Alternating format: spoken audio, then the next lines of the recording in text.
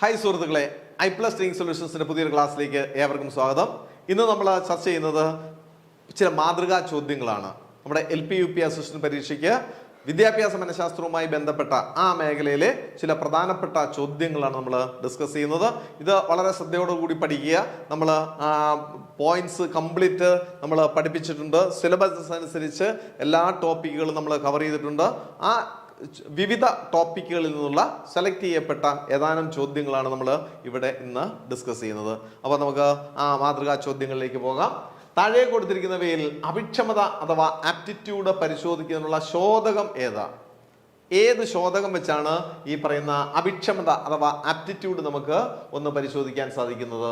ഒന്നാമത്തത് കൊടുത്തിരിക്കുന്നത് റോഷ-മഷിയൊപ്പ് എന്നറിയപ്പെടുന്നത് ഇങ്ക് ബ്ലോട്ട് ടെസ്റ്റ്. നമുക്കറിയാം റോഷ ഇങ്ക് ബ്ലോട്ട് ടെസ്റ്റ് എന്നറിയപ്പെടുന്ന റോഷ-മഷിയൊപ്പുകളാണോ?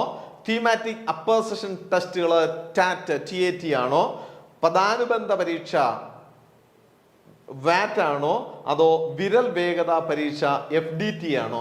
അപ്പോൾ അവിടെ അഭിക്ഷമതയാണ് നമുക്ക് പരിശോധിക്കുന്നത്. അഭിക്ഷമത പരിശോധിക്കുവാനായിട്ട്, ആപ്റ്റിറ്റ്യൂഡ് പരിശോധിക്കുവാനായിട്ട് തീർച്ചയായിട്ടും വേണ്ടത് ഏതാണ്? ഈ വിരൽ വേഗത പരീക്ഷ എന്നറിയപ്പെടുന്നത് തന്നെയാണ് വേണ്ടത്. അപ്പോൾ വിരൽ വേഗത പരീക്ഷ എന്നുള്ളതാണ് ഇതിന്റെ ഉത്തരം. അഭിക്ഷമത അളക്കുവാനായിട്ട് പരിശോധിക്കുവാനായിട്ടുള്ള ശോധകം എന്ന് പറയുന്നത് വിരൽ വേഗത പരീക്ഷ എന്നറിയപ്പെടുന്ന പരീക്ഷയായിരിക്കും. അഭിപ്രേരണ കുട്ടികളിൽ സൃഷ്ടിക്കുവാനായിട്ടുള്ള മാർഗങ്ങൾ. അഭിപ്രേരണ, അപ്പോൾ അവിടെ നമുക്കറിയാം അവിടെ ഈ അഭിപ്രേരണ അല്ലെങ്കിൽ സ്റ്റിമുലസുകളൊക്കെ കുട്ടികളിൽ ഉണ്ടാകുവാനായിട്ടുള്ള മാർഗങ്ങൾ എന്തൊക്കെയാണ്? ദൃശ്യശ്രവ്യ ഉപകരണങ്ങളുടെ ഉപയോഗം. തീർച്ചയായിട്ടും ദൃശ്യശ്രവ്യ ഉപകരണങ്ങൾ കൊടുത്തു കഴിഞ്ഞാൽ കുട്ടികൾക്ക് എങ്ങനെയാ താല്പര്യമായിരിക്കുമോ താല്പര്യമില്ലാതിരിക്കുമോ? വളരെ താല്പര്യമാണ് അല്ലെ. ഓഡിയോ വിഷ്വലായിട്ടുള്ള ഏതെങ്കിലും ഉപകരണത്തിന്റെ സഹായത്തോടെ ക്ലാസ് എടുക്കുക എന്ന് പറഞ്ഞാൽ കുട്ടികൾക്ക് വളരെ താല്പര്യമാണ്. അപ്പം അത് ശരിയാണ്. ലക്ഷ്യം നിർണ്ണയിക്കൽ, തീർച്ചയായിട്ടും കുട്ടികളിൽ ലക്ഷ്യം നിർണ്ണയിക്കുന്നതിനനുസരിച്ചുള്ള കാര്യങ്ങളാണ് മുന്നോട്ട് കൊണ്ടുപോകുന്നതെങ്കിൽ കുട്ടികൾക്ക് വളരെ താല്പര്യമാണ്. മനഃശാസ്ത്രപരവും ബോധനശാസ്ത്രപരവുമായ തത്വങ്ങളിൽ അധിഷ്ഠിതവുമായ പ്രവർത്തനങ്ങൾ നടത്തുന്നു. അപ്പോൾ അഭിപ്രേരണ കുട്ടികളിൽ സൃഷ്ടിക്കുവാനായിട്ട് ഈ മാർഗങ്ങളെല്ലാം തന്നെ ശരിയായിട്ടുള്ള കാര്യമാണ്. അപ്പോൾ ഈ മൂന്ന് കാര്യങ്ങളും ദൃശ്യശ്രവ്യ ഉപകരണങ്ങളുടെ ഉപയോഗവും ലക്ഷ്യം നിർണ്ണയിക്കലും മനഃശാസ്ത്രപരവും ബോധനശാസ്ത്രപരമായ തത്വങ്ങളിൽ അധിഷ്ഠിതവുമായ പ്രവർത്തനം നടത്തുന്നു എന്ന് പറയുന്നത് ഈ അഭിപ്രേരണ കുട്ടികളിൽ സൃഷ്ടിക്കുവാനായിട്ടുള്ള മാർഗങ്ങളാണ്. അടുത്തൊരു ചോദ്യത്തിലേക്ക് നമുക്ക് പോകാം. അങ്ങാടിയിൽ തോറ്റതിന് അമ്മയോട് എന്നതിന് അനുയോജ്യമായ സമായോജന തന്ത്രമേത്? അങ്ങാടിയിൽ തോറ്റതിന് അമ്മയോട്. അപ്പൊ നേരിട്ട് അങ്ങോട്ടൊന്നും പറയാനൊക്കത്തില്ല. അങ്ങാടിയിലാ തോറ്റത്. ആ തോറ്റു കഴിഞ്ഞപ്പോൾ അവിടെ ഒന്നും ചെന്ന് പ്രശ്നം ഉണ്ടാക്കാനൊക്കത്തില്ല. പക്ഷേ പിന്നെ വീട്ടിൽ വന്നിട്ട് മറ്റുള്ളവരോട് ആ ദേഷ്യം തീർക്കുക. തോറ്റതിൻ്റെ ആ പ്രശ്നം തീർക്കുന്നത് മറ്റൊരാളോട്. അങ്ങനെയുള്ള സമായോജനയ്ക്ക് എന്താ പറയുന്നത്? അങ്ങനെയുള്ള അത് ഏത് സമായോജന തന്ത്രമാണ്? ഇതിനെയാണ് നമ്മൾ ആദേശം ചെയ്യൽ എന്ന് പറയുക. ആദേശം ചെയ്യൽ. ഒരിടത്ത് ചെയ്തത് അവിടെ പരാജയപ്പെട്ടത് അവിടെ തീർക്കുവാനായിട്ട് ഒക്കത്തില്ല, അവിടെ പറയാനൊക്കത്തില്ല ആരോടും. വന്ന് മറ്റൊരാളുടെ ചുമ്മാ നിൽക്കുന്ന ഒരാളുടെ മെക്കിട്ട് കയറുക എന്നൊക്കെ നമ്മൾ പറയാറില്ലേ അല്ലേ? ചുമ്മാ നിൽക്കുന്നതിനോട് അവിടെ ചെന്ന് വഴക്കുണ്ടാകുക. ആദേശം ചെയ്യൽ എന്ന് പറയുന്നൊരു സമായോജനയാണത്. അപ്പൊ അതാണ് ആദേശം ചെയ്യൽ. അടുത്ത ചോദ്യത്തിലേക്ക് പോകാം. കേരളത്തിലെ നിലവിലുള്ള സ്കൂൾ പാഠ്യപദ്ധതി ഏറ്റവും അധികം സ്വാധീനിച്ച നമ്മുടെ മനഃശാസ്ത്രജ്ഞനാര്? കാൾ റോജേഴ്സ്, ബ്രൂണർ, വിഗോട്സ്കി പോലെയുള്ള സയന്റിസ്റ്റുകൾ ഇവിടെ കൊടുത്തിട്ടുണ്ട്. അതിനകത്ത് കേരളത്തിലെ നിലവിലുള്ള വിദ്യാഭ്യാസ പദ്ധതിയിൽ ഏറ്റവും കൂടുതൽ സ്വാധീനം ചെലുത്തിയിട്ടുള്ളത് വിഗോട്സ്കിയുടെയാണ്. കാരണം എന്താണ്? ശിശു കേന്ദ്രീകൃതമായ ആ വിദ്യാഭ്യാസ രീതി നമ്മൾ ആവിഷ്കരിച്ചത് വിഗോട്സ്കിയുടെ ആ ഒരു തത്വം അനുസരിച്ചാണ്. അപ്പൊ ശിശു കേന്ദ്രീകൃത വിദ്യാഭ്യാസം വിഗോട്സ്കിയാണ്. അതിനെ അടിസ്ഥാനമാക്കിയാണ് നമ്മുടെ സ്കൂൾ പാഠ്യപദ്ധതിയിൽ അദ്ദേഹമാണ് കൂടുതലായിട്ട് സ്വാധീനിച്ചിട്ടുള്ളത്. വളരെ സാർവത്രികമായി കണ്ടുവരുന്ന വികാസപരമായിട്ടുള്ള ഒരു വൈകല്യം, വളരെ സാർവത്രികമായി നമ്മുടെ കുട്ടികളിൽ, കുറേയധികം കുട്ടികളിൽ ഓരോ സ്കൂളുകളിലും പരിശോധിച്ച് കഴിഞ്ഞാൽ നമുക്കറിയാം ചില വൈകല്യമുള്ള കുട്ടികളുണ്ട്. അത് ഏറ്റവും കൂടുതൽ വൈകല്യം ഏത് കാറ്റഗറിയിലാണ്? 22 കാറ്റഗറിയിലുള്ള വൈകല്യങ്ങളുണ്ട്. അതിൽ ഏത് കാറ്റഗറിയിലുള്ളതാണ് ഏറ്റവും കൂടുതലെന്ന് ചോദിച്ചു കഴിഞ്ഞാൽ ബുദ്ധി വൈകല്യമുള്ള കുട്ടികളായിരിക്കും. മെന്റലി MR അല്ലെ, മെന്റലി റിട്ടാർഡ്, ബുദ്ധിയിൽ ശകലം കുഴപ്പമുള്ള കുട്ടികൾ. അത്തരമായിരിക്കും ഈ പറയുന്ന വൈകല്യങ്ങളിൽ നമ്മുടെ പറയാറുണ്ട്. നമ്മൾ സ്പെഷ്യൽ എഡ്യൂക്കേറ്റേഴ്സിനെയൊക്കെ പ്രൊവൈഡ് ചെയ്തുകൊണ്ട് പ്രത്യേക പരിഗണന അർഹിക്കുന്ന കുട്ടികൾ. ആ പ്രത്യേക പരിഗണന അർഹിക്കുന്ന കുട്ടികൾ വിവിധ കാറ്റഗറികളിലായിട്ടുണ്ട്. കാഴ്ച വൈകല്യമുണ്ട്, കേൾവി വൈകല്യമുണ്ട്, നമ്മുടെ ഓർത്തോ, നമ്മുടെ അങ്ങനെയുള്ള വൈകല്യമുണ്ട്, കൈകളുടെയും കാലുകളുടെയും ഒക്കെ പ്രശ്നങ്ങളുണ്ട്. പിന്നെ എന്താണ് പഠന വൈകല്യങ്ങൾ എന്നറിയപ്പെടുന്ന കുറേയധികം കാര്യങ്ങളുണ്ട്.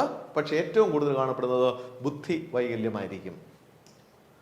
അടുത്ത ചോദ്യം, ശിശു കേന്ദ്രീകൃത പഠന രീതികൾ ഏതെല്ലാം? ഇപ്പൊ അവിടെ ശിശു കേന്ദ്രീകൃതമായിട്ടുള്ള പഠന രീതി, അന്വേഷണാത്മക പഠന രീതി.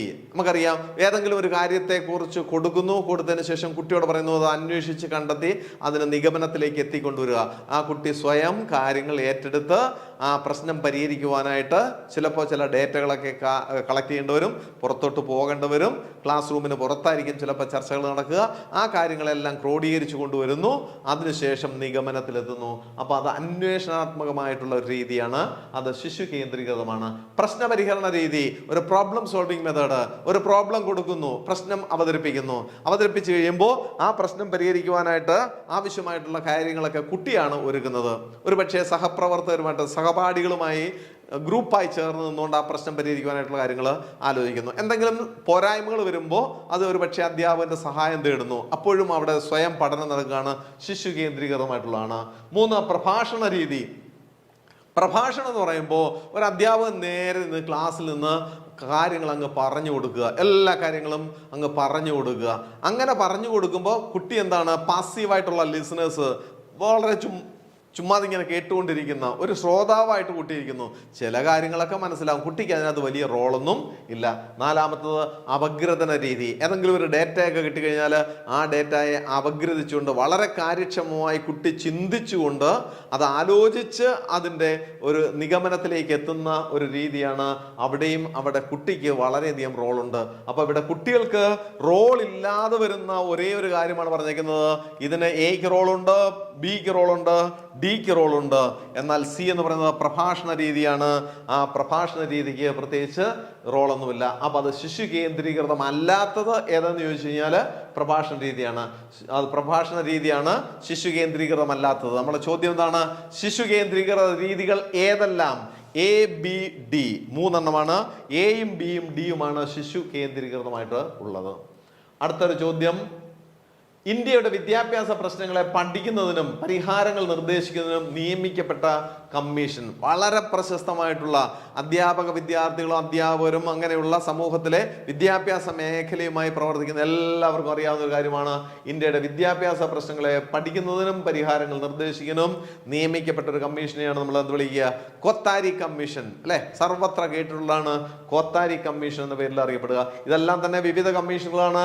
ഡോക്ടർ എസ് രാധാകൃഷ്ണൻ കമ്മീഷനുണ്ട്, LS മുദ്രിയാർ കമ്മീഷനുണ്ട്, യശ്പാൽ കമ്മീഷനുണ്ട്, കോത്താരി കമ്മീഷനുണ്ട്. അപ്പോൾ ഇന്ത്യയുടെ വിദ്യാഭ്യാസ പ്രശ്നങ്ങളെ പഠിക്കുവാനും പരിഹാരങ്ങൾ നിർദ്ദേശിക്കുവാനുമായി നിയമിക്കപ്പെട്ട കമ്മീഷനാണ് കോത്താരി കമ്മീഷൻ എന്ന പേരിൽ അറിയപ്പെടുക. താഴെ പറയുന്നവയിൽ ഒരു വിചാരധാരയിൽ പെടുന്ന മനഃശാസ്ത്രജ്ഞർ ആരെല്ലാം?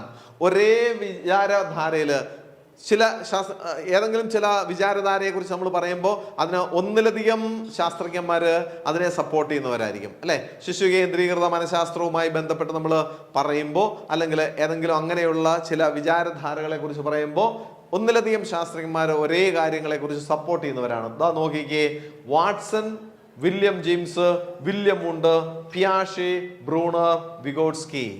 അപ്പൊ വളരെ നമുക്ക് അറിയാവുന്ന 3 പേരുകൾ ഒരേ കാറ്റഗറിയിൽ കണ്ടുന്നതാണ്. ആരൊക്കെയാണ്? പിയാഷെ ഉണ്ട്, ബ്രൂണർ ഉണ്ട്, വിഗോട്സ്കി ഉണ്ട്. അപ്പൊ പിയാഷെ, ബ്രൂണർ, വിഗോട്സ്കി ഇത് 3 എന്താണ്, ഒരേ കാറ്റഗറിയിൽ പെടുന്ന, ഒരേ വിചാരധാരയിൽ പെടുന്ന 3 വിദ്യാഭ്യാസ മനഃശാസ്ത്രജ്ഞന്മാരാണ് പിയാഷെ, ബ്രൂണർ ആൻഡ് വിഗോട്സ്കി. അപ്പൊ അത് ഓർത്തിരിക്കുക. അടുത്ത ഒരു ചോദ്യം, കുട്ടി തൻ്റെ മുന്നറിവിൻ്റെയും അനുഭവത്തിൻ്റെയും അടിസ്ഥാനത്തിൽ പുതിയ അറിവിനെ അഥവാ പുതിയ അനുഭവത്തെ വ്യാഖ്യാനിക്കുന്നതിന് പിയാഷെ ഉപയോഗിക്കുന്ന ഒരു പദമുണ്ട്. എന്താണ് ആ പദം എന്നാണ്. കുട്ടി തൻ്റെ മുന്നറിവ്, കുട്ടിക്ക് കുറെ പ്രീവിയസ് നോളജ് ഉണ്ട്. ആ പ്രീവിയസ് നോളജ്, മുന്നറിവും അനുഭവം ഉണ്ട്, ചില എക്സ്പീരിയൻസ് ഉണ്ട്. ഈ എക്സ്പീരിയൻസിന്റെ അടിസ്ഥാനത്തിൽ പുതിയ അറിവിനെ, പുതിയ അനുഭവത്തെ വ്യാഖ്യാനിക്കുന്നതിന് പിയാഷെ ഉപയോഗിക്കുന്ന ഒരു പദമാണ് സ്വാംശീകരണം എന്ന പേരിലാണ് അറിയപ്പെടുക. അപ്പൊ സ്വാംശീകരണം എന്ന് പറയുന്നതാണ് ഇതിന്റെ ഉത്തരം. ഓപ്ഷൻ എ ആണ്. അടുത്തൊരു ചോദ്യം നോക്കുക, വിഗോട്സ്കി മുന്നോട്ട് വെക്കുന്ന ആശയങ്ങൾ ഏതെല്ലാം? ഏതൊക്കെ ആശയങ്ങളാണ് വിഗോട്സ്കി മുന്നോട്ട് വെക്കുന്നത്? സഹകരണാത്മക പഠനം, കണ്ടെത്തൽ പഠനം, സഹവർത്തിത പഠനം, സംഘപഠനം. അതിനകത്തെ 3 ഈ വിഗോട്സ്കി മുന്നോട്ട് വെക്കുന്ന ആശയങ്ങളാണ്. സഹകരണാത്മക പഠനവും സഹവർത്തിത പഠനവും സംഘപഠനവും. ഇത് സഹകരണാത്മക പഠനം, മറ്റൊന്ന് സഹവർത്തിത പഠനം, സംഘപഠനം. ഇതെല്ലാം ഈ 3 ആശയങ്ങളും വിഗോട്സ്കി മുന്നോട്ട് വെക്കുന്നതാണ്. അപ്പോൾ അവിടെ ഓപ്ഷന് 1, 3, 4 ആൻസർ. രണ്ടാമത്തെ കണ്ടെത്തൽ പഠനം എന്ന് പറയുന്നത് വിഗോട്സ്കിയുമായിട്ട് ബന്ധമുള്ളതല്ല. അപ്പോൾ ഇതാണ് ഏതാനും ചില ചോദ്യങ്ങളാണ് നമ്മൾ ഇന്ന് ഡിസ്കസ് ചെയ്തത്. ഇനിയും കുറേയധികം ചോദ്യങ്ങൾ നമുക്ക് ഡിസ്കസ് ചെയ്യാനുണ്ട്. അടുത്ത ക്ലാസ്സിൽ ബാക്കി ചോദ്യങ്ങൾ നമുക്ക് ഡിസ്കസ് ചെയ്യാം. ഇന്നത്തെ ക്ലാസ് ഇവിടെ അവസാനിക്കുന്നു. നന്ദി, നമസ്കാരം.